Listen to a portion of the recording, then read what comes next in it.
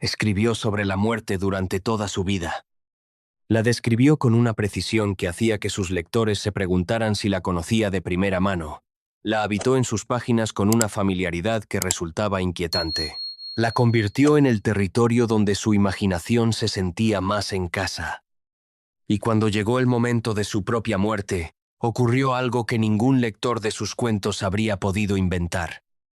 Algo más extraño que cualquier cosa que él hubiera escrito. Más oscuro. Más sin explicación. Más perfectamente diseñado para dejar en el aire exactamente las preguntas que sus mejores historias siempre dejaban sin responder. Lo encontraron en una calle de Baltimore en ropa que no era la suya. Delirando. Sin poder explicar dónde había estado ni qué le había ocurrido. Murió 4 días después. Y nadie, en más de 175 años, ha podido explicar completamente qué ocurrió. El maestro del terror murió dentro de su propio misterio. Y hoy te cuento toda la historia. No solo la historia de su muerte, la historia completa de un hombre que vivió una vida tan oscura y tan extraordinaria y tan marcada por la pérdida que sus lectores siempre se han preguntado hasta qué punto sus historias eran ficción y hasta qué punto eran el único lenguaje que tenía disponible para hablar de lo que realmente había vivido. Quédate, porque esta historia tiene capas que van mucho más allá del misterio de su muerte, y todas ellas son igual de fascinantes. Edgar Allan Poe. El nombre que durante casi 2 siglos ha sido sinónimo de una clase específica de terror, no el terror de los monstruos ni el terror de la violencia explícita. El terror de la mente.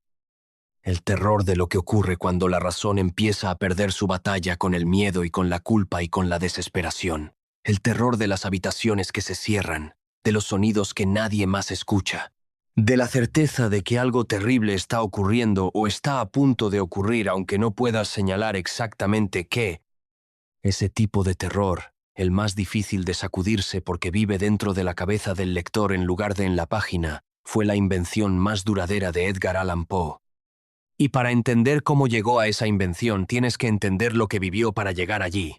Edgar Poe nació el 19 de enero de 1809 en Boston, Massachusetts. Era el segundo hijo de David Poe Jr. y de Elizabeth Arnold Hopkins, 2 actores itinerantes que se ganaban la vida viajando de ciudad en ciudad con las compañías teatrales de la época.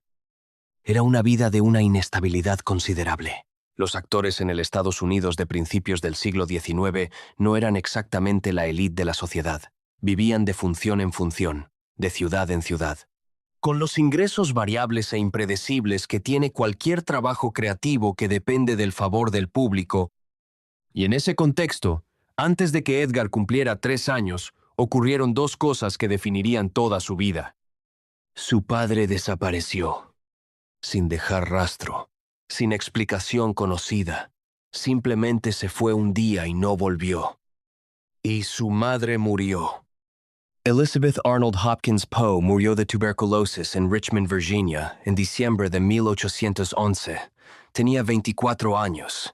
Edgar tenía 2 años y medio. Los 3 hijos de David y Elizabeth fueron separados y entregados a diferentes familias. Edgar fue acogido, aunque nunca adoptado formalmente, por John Allan, un comerciante de Richmond, y su esposa Frances. Y así, antes de tener uso de razón, Edgar Poe había perdido a su padre por abandono y a su madre por muerte. Había sido separado de sus hermanos, y había empezado una vida con una familia que no era la suya y que nunca sería completamente la suya. John Allan era un hombre de negocios exitoso que tenía sus propias ideas muy claras sobre lo que significaba tener éxito en la vida y sobre lo que esperaba de las personas que dependían de él. Era generoso en términos materiales con el joven Edgar, lo vistió bien, lo educó bien. Lo llevó a Inglaterra durante 5 años cuando los negocios lo llevaron allí, y allí Edgar recibió una educación que en términos académicos fue de primera calidad. Pero había algo en la relación entre John Allan y Edgar que nunca fue completamente lo que Edgar necesitaba. Allan nunca adoptó formalmente a Edgar.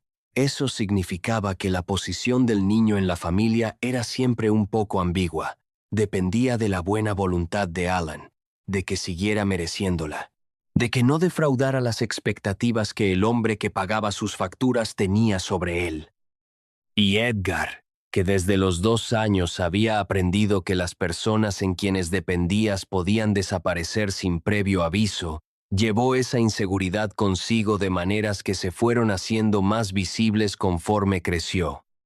La relación entre Edgar y John Allan fue tornándose más tensa a lo largo de los años. Alan quería que Edgar siguiera sus pasos en los negocios. Edgar quería escribir. Alan pensaba que la escritura era una frivolidad.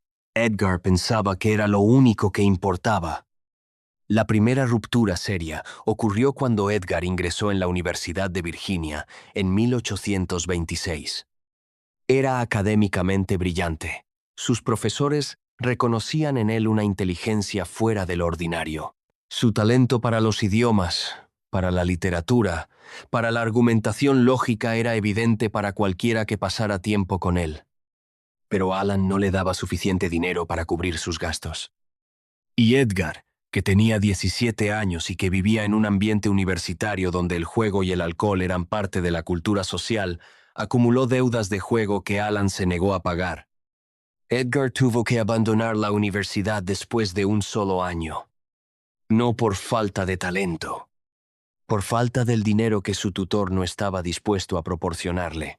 De regreso en Richmond, la situación con Alan se deterioró todavía más. Hubo una pelea que los separó de manera que nunca se resolvió completamente. Edgar se fue. Intentó ganarse la vida por sus propios medios. Se alistó en el ejército bajo un nombre falso. Escribió su primer libro de poesía, Tamerlane and Other Poems, que publicó de manera anónima en 1827 con sus propios escasos recursos y que no vendió prácticamente nada. Los primeros años de vida adulta de Edgar Allan Poe fueron una demostración de lo que significa intentar ser escritor sin dinero, sin conexiones y sin el tipo de apoyo que en cualquier época es la diferencia entre poder perseguir una vocación y tener que abandonarla para sobrevivir. Hubo una reconciliación parcial con Alan cuando la madre adoptiva de Edgar, Frances, enfermó gravemente. Edgar regresó a Richmond. Frances murió en 1829. Y la relación con Alan, aunque nunca completamente restaurada, permitió que Edgar ingresara en la Academia Militar de West Point en 1830. West Point fue otro fracaso. No porque Edgar no tuviera la inteligencia para manejarlo, la tenía de sobra, sino porque se volvió a romper con Allan, esta vez de manera definitiva, cuando supo que su tutor se había vuelto a casar sin decírselo y había excluido formalmente a Edgar de su testamento. Edgar se hizo expulsar deliberadamente de West Point, acumulando ausencias a clases y formaciones. No le quedaba ninguna razón para estar allí. John Allan murió en 1834 sin dejar nada a Edgar en su testamento. Y así, el hombre que lo había criado desde los 2 años, que había sido la única figura paterna que Edgar había conocido, lo dejó sin nada al morir. El abandono que había comenzado cuando su padre biológico desapareció y su madre murió, se repetía de una manera diferente, pero igualmente devastadora. Edgar Poe tenía 25 años y estaba completamente solo en el mundo. Lo que siguió fue uno de los periodos más extraordinarios en la historia de la literatura americana. Porque Edgar Allan Poe, sin dinero, sin apoyo, sin el tipo de seguridad material que permite a la mayoría de las personas desarrollar su trabajo con tranquilidad, produjo en los años siguientes algunas de las obras más importantes que la lengua inglesa ha dado. Trabajó como escritor y como editor para varias publicaciones literarias: el Southern Literary Messenger, Burton's Gentleman's Magazine, Graham's Magazine. En esas revistas publicó los cuentos que definirían su legado. El entierro prematuro, Los crímenes de la calle Morgue, que muchos consideran el primer relato de detectives de la historia de la literatura. La caída de la casa Usher, El corazón delator, El pozo y el péndulo, El gato negro, La máscara de la muerte roja, El, Morte y, por supuesto, El cuervo. El poema que cuando fue publicado en 1845 lo hizo famoso de la noche a la mañana y que hoy, casi 180 años después, sigue siendo uno de los poemas más reconocibles de la literatura en inglés. Nunca lo abandonó, nunca más. Eso es lo que dice el cuervo en el poema. Nevermore, nunca más. Y hay algo en esa respuesta repetida que en el contexto de la vida de Poe no parece solo una elección estética. Parece la voz de todo lo que había perdido y que no iba a regresar.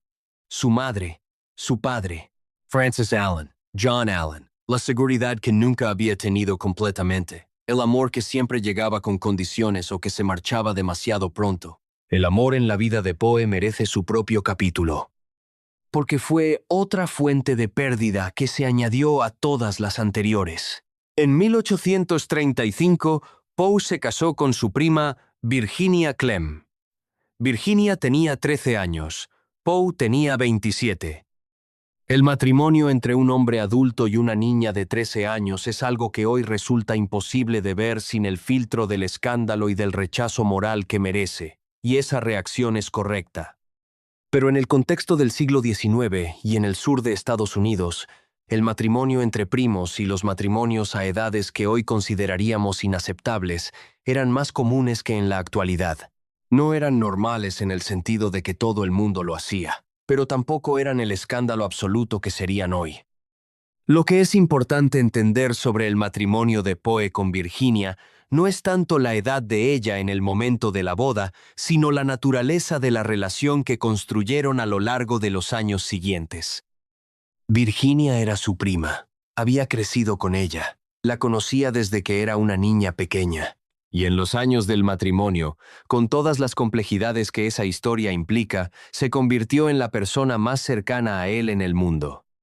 La madre de Virginia, María Clemm, que era también la tía de Poe, completaba el pequeño núcleo familiar. Los tres vivían juntos en condiciones que con frecuencia eran de una pobreza considerable. Con los ingresos impredecibles de la escritura y del periodismo que Poe intentaba convertir en una base económica sostenible sin nunca conseguirlo completamente. Y entonces en 1842 Virginia empezó a mostrar los primeros síntomas de tuberculosis. La enfermedad de Virginia fue una agonía de 5 años. No de manera continua, había períodos de mejoría relativa, momentos en que parecía que quizás podría recuperarse, que el pulmón que había comenzado a deteriorarse podría detenerse en su deterioro. Y luego llegaban las recaídas, los episodios de fiebre y de tos y de sangre que recordaban a todos en aquella pequeña familia que el tiempo que tenían juntos era limitado y que estaba disminuyendo. Poe escribió durante esos 5 años con una productividad que resulta extraordinaria considerando lo que estaba viviendo en su vida privada. Algunos de sus mejores cuentos son de ese período, algunos de sus más oscuros también.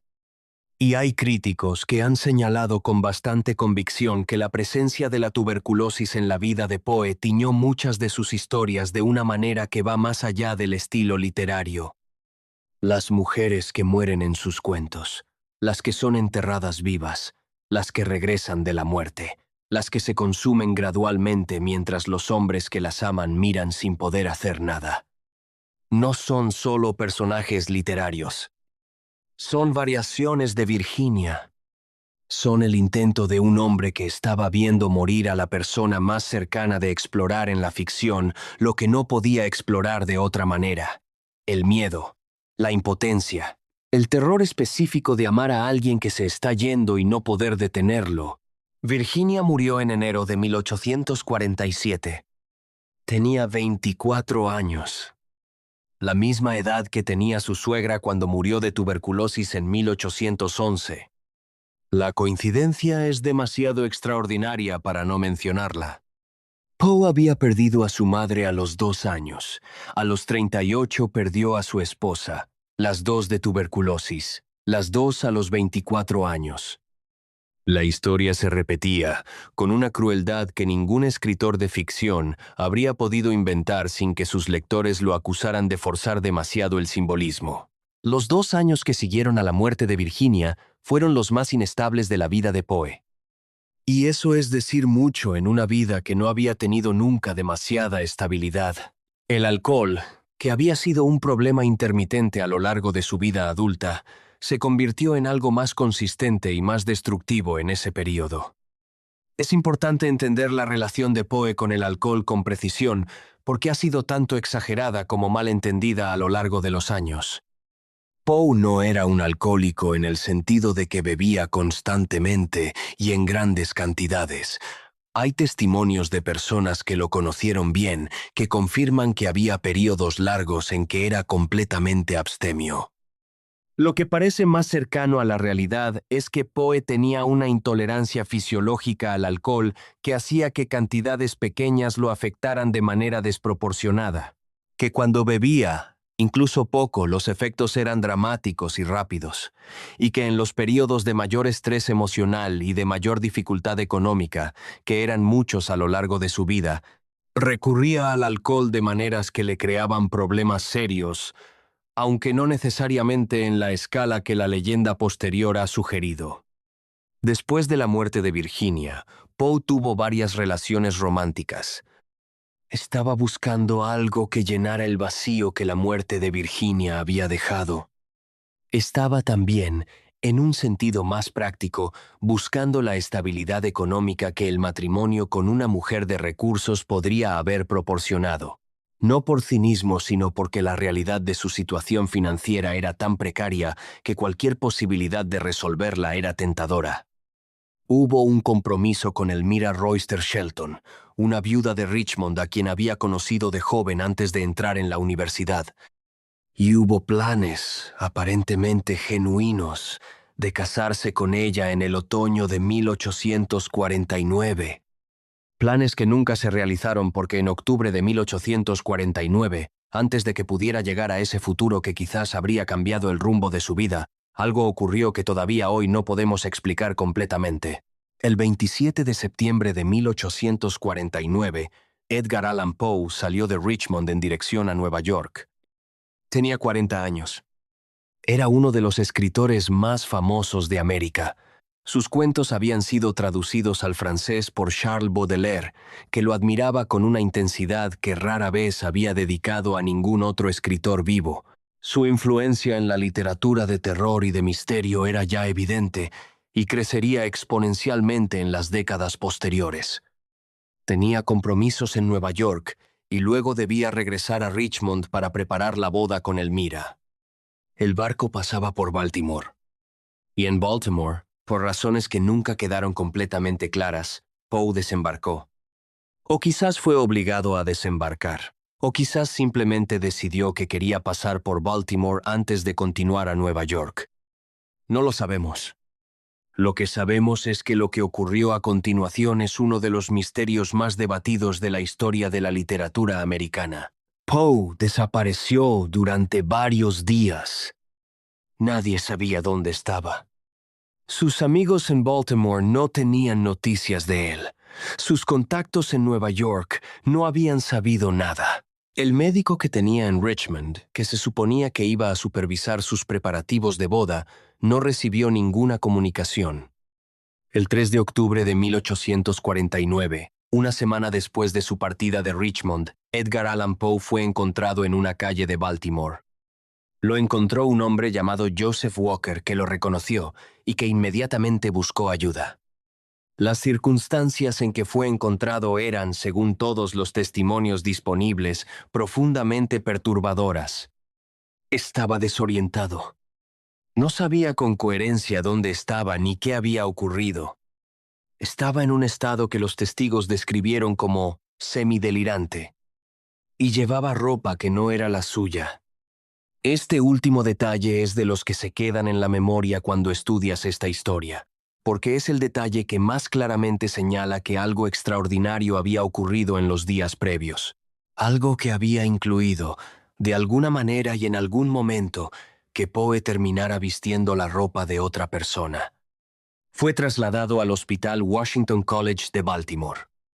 Su médico allí fue el Dr. John Joseph Moran. Y en los 4 días que siguieron, El doctor Moran intentó estabilizar a un paciente que alternaba entre períodos de delirio intenso y períodos de una relativa lucidez que, sin embargo, nunca llegaba a ser suficiente para explicar qué había ocurrido. Los testimonios del doctor Moran sobre esos días son de los documentos más importantes que tenemos sobre los últimos días de Poe. Y también son de los más problemáticos. Porque Moran escribió sobre el caso de Poe en varias ocasiones a lo largo de los años siguientes y las diferentes versiones que dio no son completamente consistentes entre sí. Hay detalles que cambian. Afirmaciones que en una versión están presentes y que en otra no aparecen. Lo que resulta consistente a través de todas las versiones es la imagen de un hombre en un estado de deterioro físico y mental severo que en sus momentos de delirio llamaba a personas por nombres que nadie en el hospital reconocía.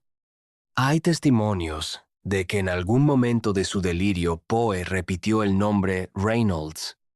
Reynolds. Una y otra vez. Nadie en el hospital sabía a quién se refería, y los investigadores que han estudiado el caso durante décadas y siglos no han llegado a un consenso definitivo sobre quién era ese Reynolds y qué significaba para Poe en esos últimos delirios. Hay quien ha propuesto que se refería a Jeremiah Reynolds, un explorador americano cuyas teorías sobre los polos de la Tierra habían inspirado en parte la narración de Arthur Gordon Pym, uno de los textos más misteriosos de Poe. Hay quien ha propuesto otras identificaciones posibles. Ninguna es completamente convincente. Y el nombre Reynolds sigue siendo uno de los elementos más enigmáticos de los últimos días de Poe. Edgar Allan Poe murió el 7 de octubre de 1849 a las 5 de la madrugada. Sus últimas palabras documentadas, según el doctor Moran, fueron que el Señor ayudara a su pobre alma. Tenía 40 años. La causa oficial de la muerte fue registrada como congestion of the brain, congestión cerebral, un término que en la medicina del siglo XIX era suficientemente vago como para cubrir una variedad de condiciones que los médicos de la época no podían diagnosticar con la precisión que hoy sería posible. Y con esa causa vaga y esa muerte en circunstancias inexplicadas, comenzó uno de los debates más largos y más productivos de la historia literaria y médica americana. ¿Qué le ocurrió realmente a Edgar Allan Poe en esos días de octubre de 1849? Las teorías son numerosas. Son también, en varios casos, genuinamente plausibles, aunque ninguna haya podido ser probada de manera definitiva. La primera y más obvia es el alcohol.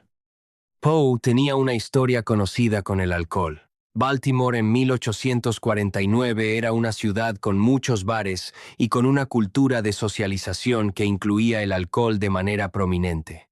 Si Poe llegó a Baltimore y bebió de la manera que a veces bebía, con la intolerancia fisiológica que lo hacía vulnerable incluso a pequeñas cantidades, podría explicar en parte el estado en que fue encontrado. Pero no explica completamente el cuadro. La duración de la ausencia, la ropa que no era suya, la incapacidad de recordar o de explicar qué había ocurrido. Esos elementos no encajan completamente con la explicación del simple abuso de alcohol. La segunda teoría que ha tenido considerable apoyo entre los investigadores médicos es el cupping.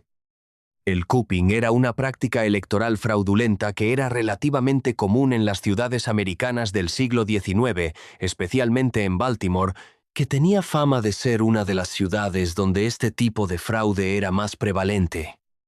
El procedimiento era el siguiente. Las bandas organizadas por determinados candidatos políticos secuestraban a personas vulnerables, generalmente vagabundos o alcohólicos o viajeros que estaban solos, los encerraban durante días, los drogaban o los emborrachaban, los disfrazaban con ropa diferente para que no fueran reconocidos y los llevaban de casilla en casilla para votar repetidamente por el candidato que los había contratado. El 3 de octubre de 1849, el día en que Poe fue encontrado, era el día de las elecciones en Baltimore. El lugar donde fue encontrado estaba cerca de un colegio electoral. La ropa que llevaba no era la suya. Exactamente lo que ocurría con las víctimas del cupping que eran disfrazadas para que no fueran reconocidas al votar en múltiples lugares. y su estado de desorientación y de incapacidad para explicar qué había ocurrido es completamente consistente con alguien que ha sido drogado o emborrachado durante varios días contra su voluntad. La teoría del cupping es una de las más populares entre los investigadores y tiene evidencia circunstancial considerable a su favor, aunque no pueda probarse de manera definitiva, dado que los documentos de la época no contienen ninguna confirmación directa. La tercera teoría que ha tenido cierta atención médica y académica es la rabia. En 1996, el Dr. R. Michael Benitez, un médico de Baltimore, publicó un análisis de los síntomas descritos en los testimonios sobre los últimos días de Poe y argumentó que eran completamente consistentes con la rabia. El delirio, la incapacidad de beber agua en algunos momentos, las alucinaciones, la alternancia entre periodos de agitación y periodos de relativa calma. Todos esos síntomas encajan con el cuadro clínico de la rabia en sus etapas finales. Y el periodo de varios días desde que Poe fue encontrado hasta su muerte también es consistente con la progresión de la enfermedad. La teoría tiene sus críticos. El Dr. Moran no describió específicamente miedo al agua, uno de los síntomas más característicos de la rabia. Pero tampoco hay ninguna manera de descartarla definitivamente. Hay otras teorías que han circulado a lo largo de los años con distintos grados de seriedad y de apoyo académico. Encefalitis, meningitis, sífilis, diabetes combinada con el alcohol, envenenamiento. Incluso hay quien ha propuesto, en el extremo más especulativo del espectro, que la muerte de Poe no fue accidental, sino que fue inducida deliberadamente por personas que tenían razones para querer que no llegara a su boda con Elmira Royster Shelton, que era una mujer adinerada y cuyos hijos de su primer matrimonio tenían motivos para oponerse a esa unión. Esta última teoría tiene pocos defensores serios entre los académicos. Pero dice algo sobre la naturaleza de las circunstancias de la muerte de Poe que incluso las teorías más extravagantes son plausibles dentro de la lógica del misterio. Lo que ninguna de las teorías puede explicar completamente es el conjunto total de las circunstancias. Los días de desaparición, la ropa que no era la suya, el estado de delirio, el nombre Reynolds. La incapacidad de Poe para explicar nada cuando tenía momentos de mayor lucidez. La causa de muerte vaga e incompleta. El hecho de que no hubo autopsia, que los registros médicos del hospital que podrían haber proporcionado más información fueron destruidos en un incendio años después, y que las personas que podrían haber dado testimonio más completo sobre lo que ocurrió en esos días nunca dieron versiones completamente consistentes. Es como si el misterio hubiera sido diseñado específicamente para resistir cualquier intento de resolución definitiva. Y aquí es donde se vuelve interesante de una manera que va más allá del simple misterio histórico. La manera en que Poe murió, rodeado de circunstancias inexplicadas y con preguntas que no tienen respuesta, es extraordinariamente consistente con la clase de historias que Poe escribió durante toda su vida. Sus mejores cuentos no tienen resoluciones completamente satisfactorias. Tienen el tipo de final que deja al lector con más preguntas de las que tenía al principio, con la sensación de que algo importante ha ocurrido pero de que no tiene acceso a toda la información necesaria para entenderlo completamente. La caída de la casa Usher termina con la destrucción total de todo, sin que quede nadie que pueda explicar qué ocurrió realmente. El corazón delator termina con una confesión que dice mucho sobre el estado mental del protagonista, pero que deja abiertas preguntas sobre si el corazón que escuchaba era real o imaginado. El pozo y el péndulo termina con un rescate tan repentino que nunca queda completamente claro si fue real o si fue otra alucinación del torturado. Poe construyó toda una carrera sobre la incomodidad de no saber. Y en su propia muerte, la incomodidad de no saber es precisamente lo que ha persistido durante casi 2 siglos. Pero para entender completamente el peso de esa muerte, hay que entender algo más sobre quién era Poe, más allá de las historias de terror. Porque Poe fue también, aunque esto raramente aparece con la misma prominencia en las narrativas populares sobre su figura, un crítico literario de primera categoría. Un teórico de la literatura, cuyas ideas sobre la forma del cuento, sobre la importancia de que cada elemento de una obra literaria contribuya a un único efecto unificado, sobre la manera en que la poesía debe funcionar sobre el lector, son ideas que siguen siendo relevantes y discutidas en los programas de escritura creativa y en los departamentos de literatura de todo el mundo. Fue también uno de los primeros críticos americanos que tomó en serio la necesidad de que la literatura americana desarrollara una identidad propia en lugar de seguir siendo una imitación de la literatura inglesa. Y fue, aunque esto lo vio de manera más limitada en vida y con mucha más claridad después de su muerte, uno de los escritores que más influyó en la literatura mundial de los siglos siguientes. Charles Baudelaire lo tradujo y lo promovió con una devoción que fue fundamental para que la literatura francesa de la segunda mitad del siglo XIX tomara los caminos que tomó. Arthur Conan Doyle, cuando creó a Sherlock Holmes, reconoció explícitamente la deuda de su detective con Auguste Dupin, el investigador que Poe había inventado en los crímenes de la calle Morgue. Julio Verne, H. G. Wells, Robert Louis Stevenson, H. P. Lovecraft, Raymond Chandler, Stephen King. La línea que lleva de Poe a cualquiera de estos autores es directa y reconocible. Poe inventó géneros enteros: el relato de terror psicológico, el cuento de detectives, la ciencia ficción moderna en algunos de sus aspectos, la narrativa de misterio con solución lógica. Todo eso. Un hombre solo, sin dinero consistente, sin el apoyo institucional de universidades ni de patronos, con problemas de salud y de adicción que lo limitaban de maneras que otros escritores con más recursos no habrían tenido que gestionar, con la acumulación de pérdidas que hemos contado y que nunca dejó de crecer. Inventó géneros enteros de la literatura mundial. Hay algo en esa combinación, la de la genialidad creativa y la de la vida personal marcada por el desastre, que ha fascinado a los lectores y a los críticos durante casi 2 siglos.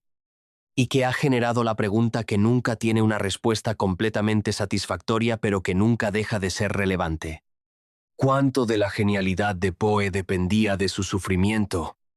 ¿Habría producido las mismas obras si hubiera tenido la vida estable y sin privaciones que nunca tuvo? ¿Era el dolor la fuente de la que brotaba todo lo demás? ¿O por el contrario, habría sido un escritor incluso más grande si las circunstancias de su vida hubieran sido diferentes? Si la muerte de su madre no lo hubiera dejado sin familia a los 2 años, si John Allan lo hubiera adoptado formalmente y le hubiera dado el apoyo económico que necesitaba, si Virginia no hubiera muerto a los 24 años de la misma enfermedad que había matado a su madre. No hay manera de saberlo. Pero la pregunta dice algo importante sobre la relación entre el arte y el sufrimiento, que sigue siendo uno de los debates más genuinos y más irresolubles de la crítica cultural. Lo que sí podemos decir con certeza es que Poe, a diferencia de muchos escritores que han pasado por la posteridad, entendía perfectamente lo que estaba haciendo. No era un genio inconsciente que producía maravillas sin entender cómo ni por qué. Era un artesano consciente que pensaba profundamente sobre los mecanismos del efecto literario, que podía explicar por qué un determinado final producía el escalofrío que producía, que entendía la diferencia entre el horror que proviene de lo externo y el terror que proviene de lo interno. En su ensayo La filosofía de la composición, Poe describe el proceso de escritura de El Cuervo con una precisión analítica que resulta casi clínica. Explica las decisiones que tomó sobre el metro, sobre la elección de la palabra nevermore, sobre la construcción gradual de la tensión. Como si el poema que ha emocionado a lectores durante casi 2 siglos fuera el producto de un cálculo frío y preciso en lugar de una inspiración que brotó de la profundidad de su dolor. Probablemente la verdad está en algún lugar entre los dos. Que el dolor era real y que la técnica también era real. Que uno sin el otro no habría producido lo que produjo. Que es la combinación específica de sentir profundamente y de ser capaz de transformar lo que se siente en forma controlada lo que convierte a alguien en un artista de la magnitud de Poe. La manera en que Poe fue recordado inmediatamente después de su muerte añade otra capa de oscuridad a una historia que ya tenía suficientes capas. Rufus Wilmot Griswold era un crítico literario que había tenido una relación complicada con Poe en vida. Había habido disputas profesionales, críticas mutuas. El tipo de enemistad literaria que en el pequeño mundo de las letras americanas del siglo XIX podía tener consecuencias reales sobre la reputación y los ingresos de un escritor. 2 días después de la muerte de Poe, Griswold publicó en el New York Tribune un obituario firmado con el seudónimo Ludwig, que era una de las piezas de difamación más deliberadas y más efectivas de la historia del periodismo literario americano. Describía a Poe como un hombre sin amigos, sin virtudes reconocibles, sin ningún rasgo de carácter que mereciera admiración, como un borracho empedernido, un misántropo, una persona cuya vida privada era una demostración de todos los vicios posibles. Era en gran parte mentira. Pero era mentira presentada con la autoridad de alguien que supuestamente lo había conocido y publicada en el momento en que la muerte de Poe era noticia y en que los lectores estaban hambrientos de información sobre el escritor famoso que acababa de morir en circunstancias misteriosas. El obituario de Griswold y la biografía que publicó poco después usando los mismos materiales falseados creó una imagen de Poe que durante décadas fue la imagen dominante. La imagen del genio autodestructivo, del alcohólico irredimible, del hombre que había arruinado su propia vida con sus propios vicios. Era una imagen que en ciertos aspectos encajaba con algunos elementos reales de la historia de Poe, pero que los exageraba, los deformaba y los presentaba fuera de contexto de maneras que convertían una vida compleja y humana en una caricatura moral. Y fue esa caricatura, más que la realidad, la que alimentó durante décadas la fascinación popular con Poe. El genio maldito. El artista que se destruye a sí mismo. El romance oscuro del talento sin freno y de la vida sin salvación. Los amigos y defensores de Poe intentaron contrarrestar la narrativa de Griswold con sus propios testimonios. La escritora Sarah Helen Whitman, que había sido una de las mujeres con quienes Poe había tenido una relación en los últimos años de su vida, escribió una defensa de su carácter que presentaba una imagen completamente diferente. Un hombre capaz de ternura, de lealtad hacia las personas que quería, de una conversación extraordinaria que fascinaba a todos los que tenían la oportunidad de mantenerla con él. La madre de Virginia, María Clem, que había vivido con Poe durante más de una década y que lo conocía mejor que casi nadie, hablaba de él con un afecto que era difícil de fingir y que contradecía directamente la imagen de Griswold. Estas voces existían. Pero en la economía de la atención cultural del siglo XIX, la imagen oscura y dramática de Griswold era más atractiva y más fácil de transmitir que las matizaciones de los que lo conocían de primera mano. Y así la caricatura sobrevivió, y en ciertos contextos populares sigue sobreviviendo hoy, aunque la investigación académica seria haya corregido hace décadas los peores excesos de la narrativa de Griswold. El legado de Edgar Allan Poe en la cultura mundial es de los más extraordinarios que cualquier escritor americano ha dejado. Y tiene una cualidad específica que lo distingue del legado de muchos otros grandes escritores. No es solo la influencia académica o literaria, es la presencia cultural. Poe ha permeado la cultura popular de maneras que la mayoría de los escritores del siglo XIX, incluso los más importantes, nunca lograron. El Cuervo es uno de los poemas que más personas en el mundo anglófono pueden citar de memoria, aunque no hayan leído ningún otro poema en su vida. El Corazón delator ha sido adaptado para el cine, la televisión, el teatro y la ópera decenas de veces y en docenas de idiomas. La casa Usher se ha convertido en un símbolo cultural que funciona independientemente del cuento original para cualquiera que quiera evocar la idea de una grandeza que se derrumba desde dentro. Y la figura del propio Poe, el escritor oscuro de vida trágica y muerte misteriosa, se ha convertido en un arquetipo que aparece en novelas, en películas, en series de televisión, en videojuegos, en cualquier medio cultural que quiera evocar la idea del genio que vive al borde de lo oscuro.